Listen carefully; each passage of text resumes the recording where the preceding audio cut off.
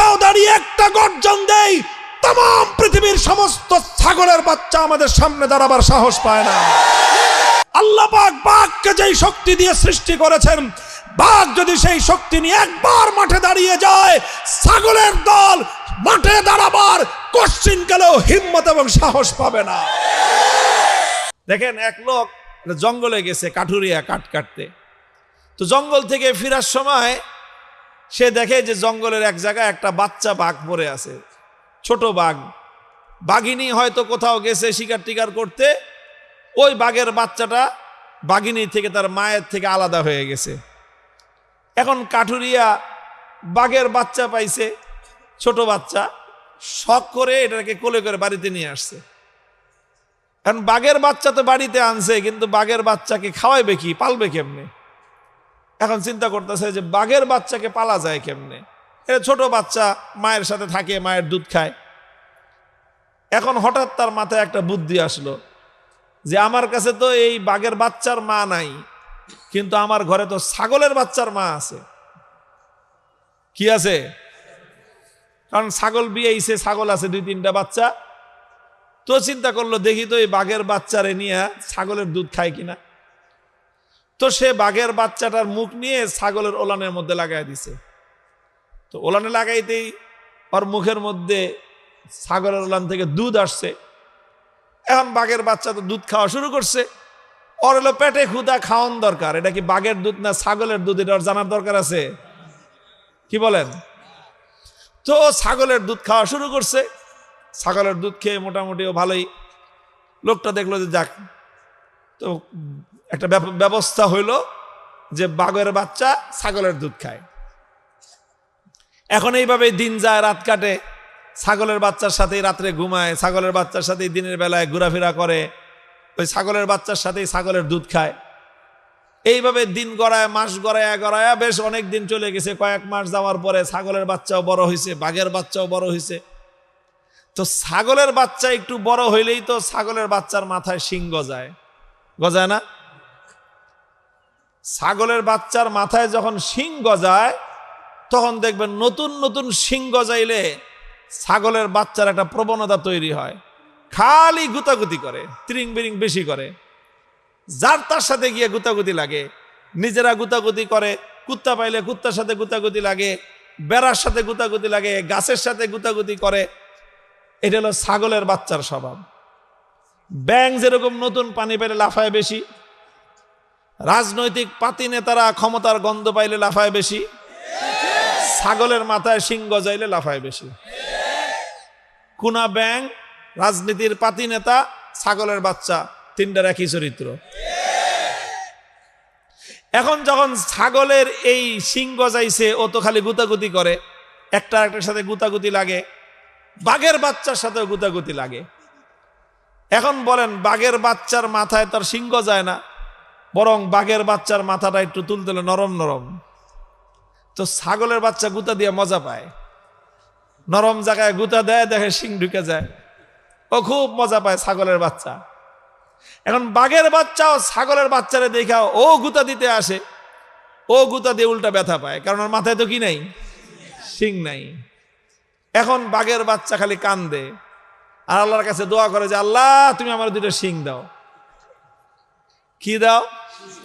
আচ্ছা আপনারা বলেন তো, বাঘের বাচ্চা কতদিন দোয়া করলে আল্লাহ শিং দিবে ওর মাথায়?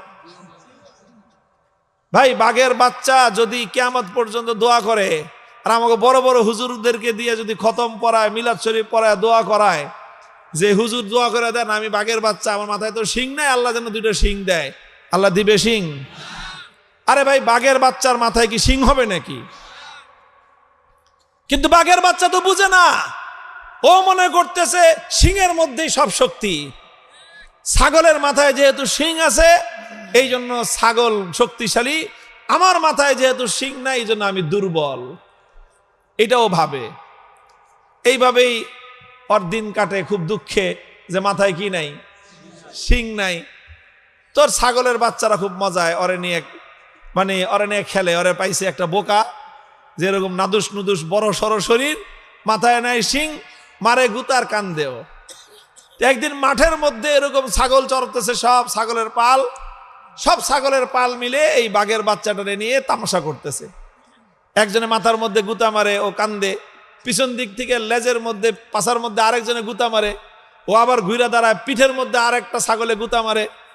এই সব করতেছে, সব ছাগলের বাচ্চারা নাচতেছে আর বাঘের বাচ্চাটা কাঁদতেছে।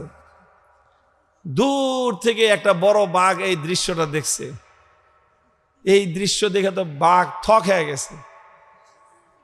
এই যেটা পড়লো কোন কলিকাল, ছাগলে চাটে বাঘের গাল। হ্যাঁ, এমন দিন আসলো যে ছাগলের বাচ্চার গুতা খেয়ে বাঘে কাঁদতেছে। কন এটা দেখে সহ্য হয় বাঘের? তো বড় বাঘটা সামনে আসছে ঘটনাটা দেখার জন্য। এটা কিরকম কাহিনী? ছাগলের এরকম সাহস যে বাঘের বাচ্চা নিয়ে তামসা করতেছে। তো এই আস্তে আস্তে বড় বাঘটা সামনে আসছে, আইসা দিছে একটা গর্জন। বাঘের গর্জন শুনছেন কোথায়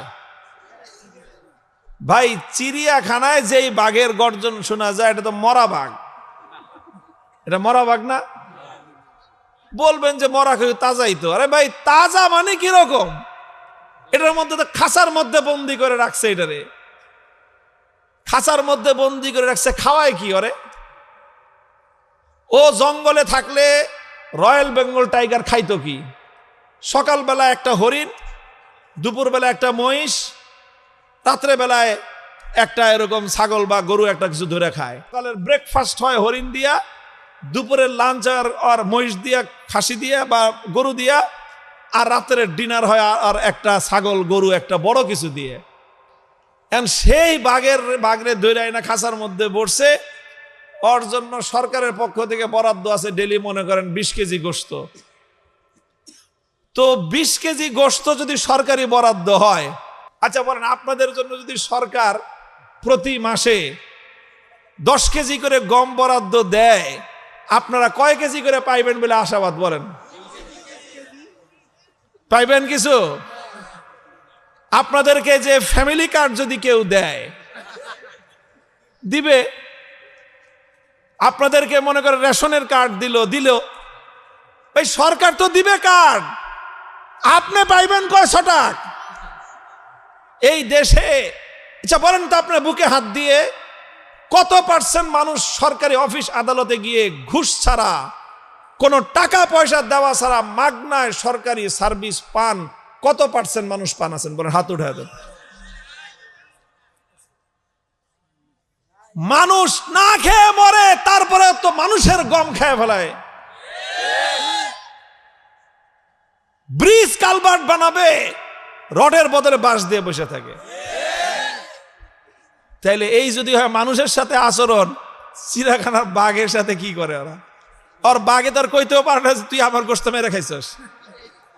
ওই 20 কেজি গোশতে 10 কেজি আগেই যায় গিয়ে চিড়িয়াখানার বাইরেই, ভিতরে যা পাঠায় ওখান থেকে স্টাফ মিস্টাফ যা আছে ওরা গরুর মাংস কিছু আপনার বুনা করে খায়, আর ছাল পাকলা কিছু দেয় বাঘেরে খায়, ওই আর কি। তো এই খায়া খুয়ে সারাদিন চিত্তে শুয়েই থাকে।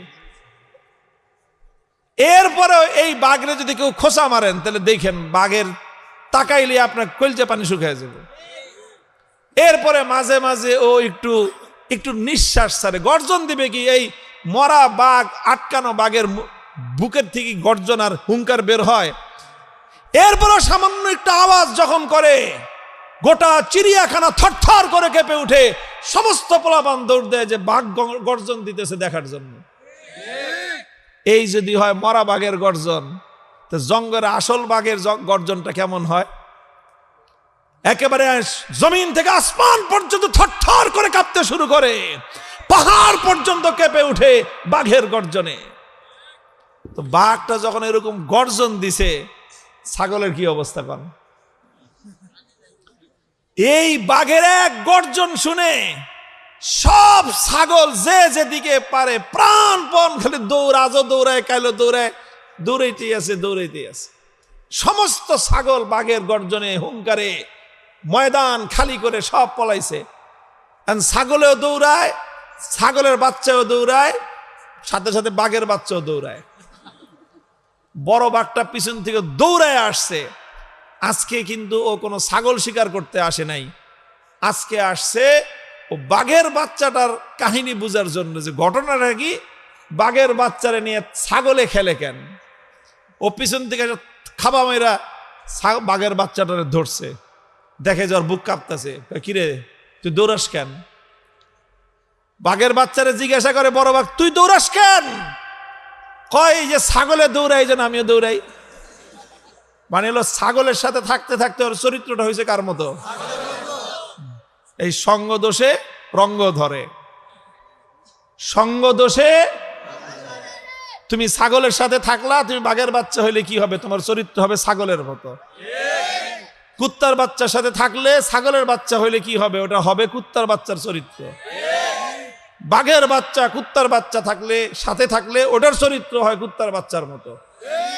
বাঘের বাচ্চা ছাগলের সাথে থাকতে থাকতে ওর চরিত্র স্বভাব সব কিছু হয়ে গেছে ছাগলের মতো।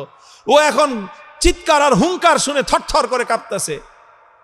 বাঘের বাচ্চা কয় যে তুই কাঁপস কেন, তুই দৌড়াস কেন? কয় ওর যেই আওয়াজ তুমি করছো, এই আওয়াজ শুনে না বুক কাঁপতেছে, আমার তো শ্বাস বন্ধ হয়ে আসতেছে, এত জোরে আওয়াজ করে। বাঘে বুঝতে পারছে কাহিনীটা কি, যে ওই বাঘের বাচ্চা কোনোদিন বাঘের গর্জনই শুনে নাই। ও ধরে ফেলছে ঘটনাটা কোথায়, কেন এই বাঘের বাচ্চারে নিয়ে ছাগলের তামাশা করতে পারে, কারণটা কি? কারণ একটাই ধরে ফেলছে, ওই বাঘের বাচ্চা নিজে নিজেরে চিনে না। ও যে কি জিনিস ও নিজে জানে না, ও আত্মপরিচয় জানে না। ও দোয়া করতেছে আল্লাহর কাছে যে আল্লাহ আমার মাথায় দুটো শিং দাও। আরে বলদ জানি কথাকার, আরে ছাগলের শক্তি ওর শিংয়ের মধ্যে, বাঘের শক্তি কি ওর শিংয়ের মধ্যে থাকে? বাঘের শক্তি থাকে ওর পাঞ্জার মধ্যে, বাঘের শক্তি থাকে ওর নখের মধ্যে, ওর দাঁতের মধ্যে। বাঘ যদি খাবলা মেরে কাউরে ধরছে, কামড় দিতে হবে না, খালি দুই হাত দিয়ে পাঞ্জা মেরে ধরলে বাঘের পাঞ্জা থেকে মুক্তি পাওয়া, বাঘের পাঞ্জা থেকে ছাড়া পাওয়া কঠিন আছে। এই জন্য বিগত দিনে একজনে কইছিল, বাঘে ধরলে ছাড় পাওয়া যায়, কিন্তু অমুক নেত্রী ধরলে ছাড়ে না। পরে বাংলাদেশের মানুষ নেত্রীরে দেখায় দিছে যে নেত্রী ধরলেও ছাড়া পাওয়া যায়, বাঙালি যেদিন ধরে সেদিন তোমার দুপুরের খানা খাওয়ারও সময় হয় না। কথা বলেন ঠিক কিনা? তো বাঘটা বুঝছে যে এই বাঘের বাচ্চার আসলে সমস্যা কোথায়। ও নিজেরে চিনে না, নিজের আত্মপরিচয় জানে না। ও আল্লাহর কাছে দোয়া করতেছে, আল্লাহ তুমি আমার দুইটা শিং দাও, তাহলে আমি শিং দিয়ে ছাগলেরটাকে গুতাগুতি করুম। বলদ জানে কথা কারো জানে না যে বাঘের শক্তি তো শিংয়ের মধ্যে না, বাঘের শক্তি অন্য কোথাও। সব শক্তি ওর মধ্যে আছে, কিন্তু শক্তি ব্যবহার করার কৌশল ওর জানা নাই। এই জন্য আর কিছু করতে হবে না, ওরে ভিন্ন কোনো ট্রেনিং দেওয়ার দরকার নাই। একটা জিনিস শুধু ওর প্রয়োজন, সেটা হলো ওর আত্মপরিচয় ওকে জানায় দেওয়া দরকার। ওরে ধরে নিয়ে গেছে একটা পুকুরের ঘাটলায়। পুকুরের ঘাটলায় নিয়ে যায় বড় ভাই কয় যা পুকুরের থেকে পানি খেয়ে আয়। এখন তো পুকুরের পানিতে নামে না, থাকছে সারা জীবন কি এর সাথে? ওর চরিত্র হচ্ছে ছাগলের মতো। ছাগল তো সহজে পুকুরের ঘাটলায় নামে না, গলায় রশি বাইন্দা টানবেন, ওর গলা ছিঁড়ে যাবো গিয়া, কিন্তু ছাগল নামে না পুকুরের পানিতে। ওর হয়েছে এই চরিত্র। কিন্তু বাঘের আজকে পেদানি খেয়ে নামছে কোন রকম ভয়ে ভয়ে, পুকুরের ঘাটলায় পানি খাইতে নামছে। পুকুরের ঘাটলায় যখনই পানি খাইতে নামছে, পুকুরের পানির মধ্যে মুখ দিছে, দেখেই তো আটকে উঠছে, ভয় পেয়ে গেছে। বাপরে, ভয়ঙ্কর একটা প্রাণী দেখা যায় পানির মধ্যে। পরে ভালো করে দেখে যে ও মুখটা কাছে নিলে পানির মুখটা কাছে আসে, ও দূরে নিলে পানির মুখটা দূরে চলে যায়। পরে অনেকক্ষণ ছেড়ে, আরে এটা আমারই চেহারা, এটা আমার চেহারার মতো দেখা যায়। ভালো করে তাকে দেখে, ওরে বাপরে বাপ, আমি তো ভয়ঙ্কর জিনিস। ও নিজেকে পুকুরের স্বচ্ছ টলটলে পানির মধ্যে নিজের চেহারা দেখার পরে ওর ভাবসাব বদলে গেছে। পানি পুনি খায়া এখন যখন বুক ফুলে আইতেছে, ডরায় না। বড় বাঘটা বুঝতে পারছে যে কাম হয়ে গেছে। পরে জিগা কিছু দেখছস? কয় হ্যাঁ ওস্তাদ দেখছি। এখন সাহস নিয়ে কথা কয়, কি দেখছস? কয় ওস্তাদ নিজের চেহারাটা দেখলাম। কি দেখলি, তোর চেহারা ছাগলের মতো? না ওস্তাদ, আমার চেহারা তো ছাগলের মতো না, আমার চেহারা বস্তমার মতো। বস্তমার মতো আমার চেহারা। এবার বড় বাঘে কইছে, হ্যাঁ এবার লাইনে আইছস তুই, দেখ তোর চেহারা হলো আমার মতো, অর্থাৎ আমি আর তুই আমরা হলাম স্বজাতি, এক জাতি। আমরা ছাগলের জাত না, আমরা হলাম বাঘের জাত। আমরা হলাম বাঘের জাত। আল্লাহ পাক আমাদেরকে শক্তি দিয়েছেন ছাগলের মতো সিংহের মধ্যে না। আমাদের শক্তি হলো আমাদের পাঞ্জার মধ্যে, আমাদের শক্তি হলো আমাদের নখের মধ্যে, দাঁতের মধ্যে। আমাদের বীর বিক্রম, আমাদের বীরত্ব হলো আমাদের গর্জনের মধ্যে। আমরা একটা বাঘ যখন কোথাও দাঁড়িয়ে একটা গর্জন দেই, तमाम পৃথিবীর সমস্ত ছাগলের বাচ্চা আমাদের সামনে দাঁড়াবার সাহস পায় না।